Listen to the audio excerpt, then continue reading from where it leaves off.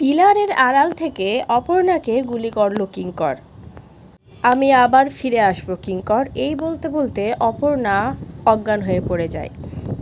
পুরোটা জানতে ভিডিওটিতে লাইক দিয়ে চ্যানেলটা সাবস্ক্রাইব করে দেখতে থাকুন। চিরদিনই তুমি যে আমার সিরিয়ালের আজকের পর্বে আমরা দেখতে পাবো আর্য যখন অনিকেতের দিকে বন্দুক তাক করে তখন অনিকেত বলতে থাকে, আমাকে ছেড়ে দাও, না হলে কিন্তু ওইদিকে সবাই মারা যাবে। আমার একটা ফোনেই সবাই পুরো নিশ্চিহ্ন হয়ে যাবে, কারোর কোনো খোঁজ পাবে না তোমরা। এখানে সবাই বলতে অর্ক, মানসী, রাজলক্ষ্মী দেবী আর অপর্ণার বাবা মা এদের কথাই বলা হচ্ছে।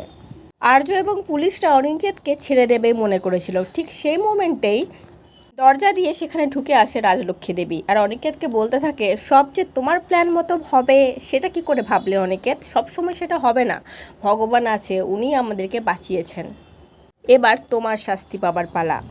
তখন সবাই কিঙ্করকে জিজ্ঞেস করে, এবার বলো কিঙ্কর, কি হয়েছিল সেদিন? প্রিয়াকে কেন মেরেছিলে তোমরা? তখন কিঙ্কর বলতে থাকে, আমি আর অনিকেত যে হাত মিলিয়েছিলাম সেটা প্রিয়া জানতে পেরে গেছিল।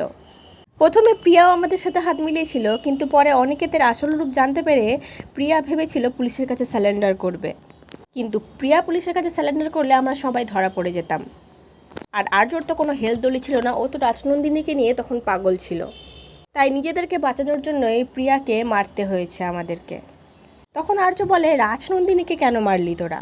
কেন মেরেছিস ওকে? ও কী করেছিল তোদের? তখন কিঙ্কর বলতে থাকে, রাজনন্দিনীও কিছু কথা শুনে ফেলেছিল।